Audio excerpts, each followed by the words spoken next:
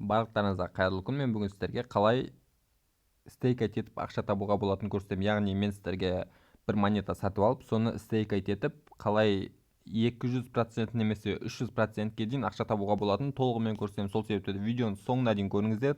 Себебі сіздер интернеттен ақша табатын болсаңыздар, міндетті түрде болашақта криптовалюта деген немесе басқа да нәрселермен жолығасыздар. Сол себепті де дәл осы видеоның соңына дейін көріңіздер. Ал енді видео басталмас бұрын осы каналға тіркелеміз, лайк басамыз, комментарий жазамыз, қоңыраушаны басамыз. Және де осы видеоның соңында алдыңғы конкурстан кім ұтқаны шығады. Осы жерде де конкурс болып жатыр. Видеоға лайк басып, комментарий жазып, қоңыраушаны басып, барлығын жасап, соңына дейін видеоны көрсеңіздер жеткілікті. Ал енді қараңыздар, дәл қазір Bitswap деген биржада біз монета стейкать ететін боламыз. Яғни қараңыздар, дәл осы биржаның монетасы Bitswap деген монетаны біз сатып алатын болсақ, бір жылға 221%-ға дейін 221% доход аламыз. Яғни бір Bitswap алатын болсаңыздар, бір жылдан кейін ол 2,20, яғни 2,5, почти 2,5 Bitswap болады бір жыл ішінде. Дәл қазір Bitswap'тың ценасы қазір көрсетіп беремін. Бұл монетаның ешқандай топтау орны жоқ, сол себепті де құлауы мүмкін. Біраз құлауы да мүмкін, бірақ мен әзірге максимум құлағаны осы деп санаймын.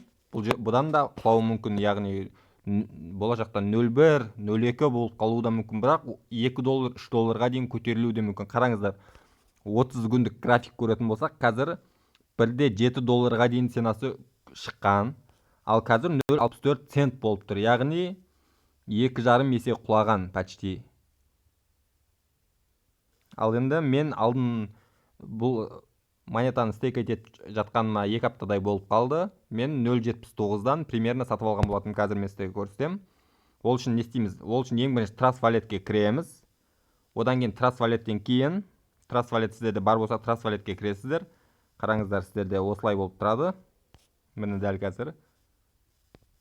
Одан кейін Trust Wallet'тен кейін D-Apps деген жерге кіріп, менің телеграмымда және де закрепленный комментариямда тұрған ссылканы осы поисковикке выставлять етесіздер. Одан кейін выставить етіп болған соң Enter басасыздар, яғни сол жерге осы Bitswap платформасына кіресіздер сол кезде. Одан кейін сіздер не істейсіздер? Ethereum дегенде Smart Chain'ға ауыстырамыз. Дәл қазір мен ауыстырдым. Ал енді сіздерде осы жерде үстіңгі жақта, оң жақта менде адрес шығып тұр ғой. Сіздерде ол жерде адрес шықпайды. Connect деген тұрады. Сол жерден Connect'ге сіздер өздеріңіздің Trust Wallet'теріңіз қосасыздар. Қазір мен қосып көрсетейін. Log out деп шығамыз өзімкінен. Одан кейін мені Connect Wallet деген басасыздар. Сіздерде Connect Wallet деп жазылып тұрады. Соны Trust Wallet'қа ауыстырасыздар, болды. Қазір сіздердің Trust Wallet'теріңіздің кошелегі пайда болады. Мені пайда болды. Одан кейін қараңыздар. Дәл қазір менде $17 жатыр. Мен $20 сағам. Өздеріңіз көргендей ценасы түскен себепті менің долларым азайып қалды. Негізінде ол көбею керек еді. Да 1000 рубльге мен осыны сатып алатын боламын. Ол үшін мен не істеймін? Мен плюсті басам. Ал сіздер болсаңыздар UpBSD деген басасыздар. Мені көргендеріңіз ең үстінде тұрады 221 деп. Ол үшін қараңыздар.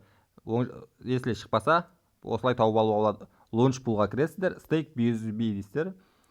Bitswap, яғни BSW деп тұрады. Одан кейін ең бірінші міне 221% годовой деген жерге Approve BSW деген басасыздар. Одан кейін барып, сіздер өздеріңіздің Trust Wallet'ке ақшаларыңыз толтырасыздар. Қазір қалай ақша толтыратын мен айтып беретін боламын сіздерге. Қараңыздар, ол үшін Advocash-ке кіреміз. Advocash-ке идентификация болмаса, Advocash-ке міндетті түрде идентификация жасауларыңыз керек. Мен Advocash арқылы толтыратын болам. Бұл жерден пополнение счеты деген басасыздар. Және де Advocash-ның ссылкасы тоже астында болады. Одан кейін үстінен қараңыздар. Ең бірінші сіздерде доллар тұрса, оны рубльге ауыстырасыз. Страна Қазақстан қоясыз. Одан кейін барып, Visa, MasterCard кез келген таңдайсыз. Пополнить деген басасыз. Мына жерге суммасын жазу керек. Мен 1000 рублей толтырам, әркім өзі біледі. Одан кейін пополнить деген басамыз. 1000 рубль деген примерно 6000 теңгеге жақын болады. Одан кейін продолжить деген басамыз.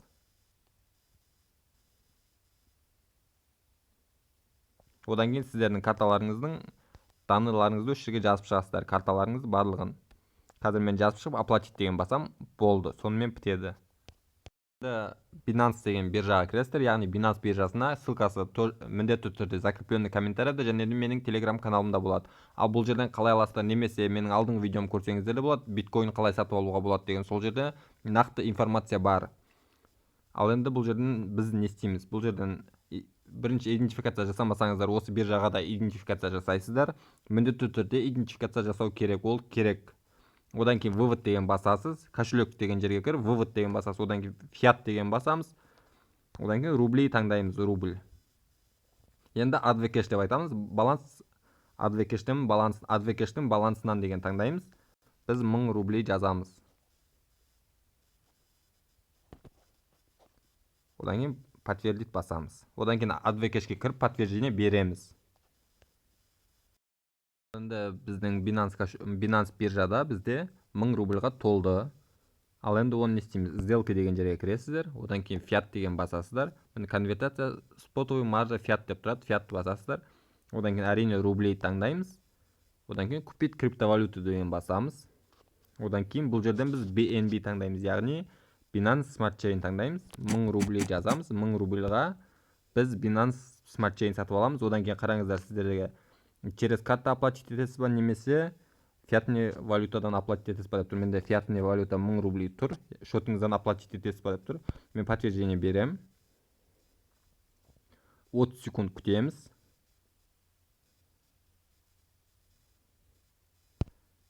Міне көргендеріңіздей бізде 15 долларға BNB пайда болды. Ал бұл жерден біз не істейміз? Енді вывод деген басамыз.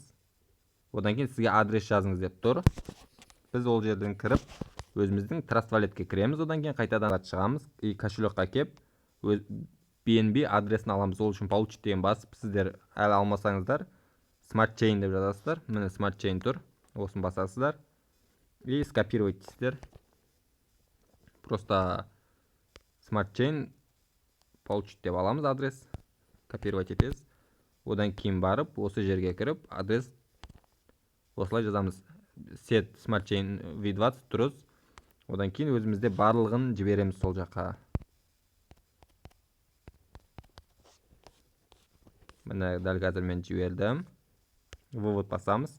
И подтверждение береміз.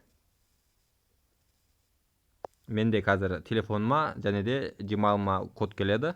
Сол кодтарды жазып тастаймыз. Қараңыздар, менің Trust Wallet'ім 16 долларда 62 цент болды, яғни 00444 858 BNB түсті. Ал енді ол жерге DAps'қа кіреміз. Міне алдық. Жаңа мен берген адреске қайтадан кіреміз. Ссылка закрепленный комментарийда, немесе менің телеграм каналымда тұрған BSwap деген ссылкаға қайтып барамыз. Міне дәл қазір менде жаңа swapник ашылды. Яғни мен берген ссылкаға кірген кезде осындай сіздерде ашылады. Және де сіздерде тағы эфириум болып қалса, үстіне Smart Chain тағы да қоясыздар. Одан кейін осы жерге тағы да контракт алынып қалатын болса, жаңағыдай ең басында көрсеткендей Trust Wallet қоясыздар. Одан кейін Exchange'ге кіреміз. Міне Exchange ашылды бізде. Дәл қазір мен Smart Chain'ді, яғни мен BNB-имді BSwap'қа ауыстырдым. Міне бұл көті қалды, көргендеріңіздей. Және де қанша BSwap берем, мен максимум деп баспаймыз. 0.4 берсек, примерно жетіп қалу керек. Себебі кішігірім комиссиясы бар. Сол комиссиямен бірге болып қалу керек. Всегда комиссияға сақтап қойыңыздар. Мысалы 0.44 тұратын болса, сіздерде 0.4 деп жазып, себебі комиссия кішігірім комиссиясы бар. 1 долларға жетпейді. И swap деген басамыз.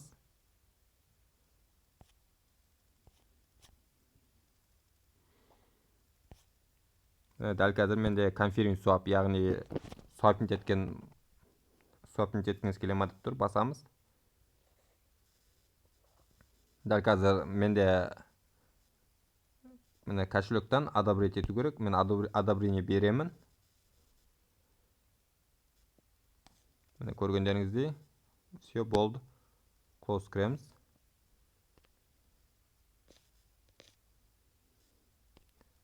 Ал енді қараңыздар, біз жаңағы 15 долларымызға 23 осы BWS деген Biswap монетасын алдық.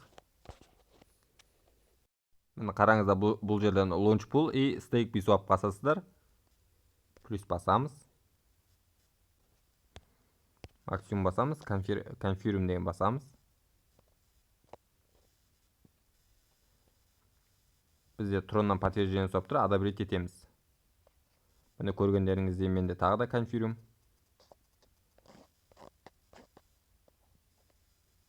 Өздеріңізде BNB $1 тең BNB қалдырып қойсаңыздар болады. Себебі көргендеріңізде менен 2 рет комиссия алды. Яғни примерно 0,8 болды комиссиясының барлығы. Көргендеріңізде менде 49 Biswap болды. 49 Biswap деген қазір $32 тең. Ал если $1 Biswap'ны сен ашатын болса, ол бізде $49 болады. Ал бірақ маған күн сайын профит беріп отырады. Яғни 3 күнде 4 күнде бір Biswap'қа жақын толып қалу керек. Тыңдағандарыңыз үшін үлкен рахмет. Дәл осылай осы Biswap монетасын стейк етсеңіздер болады.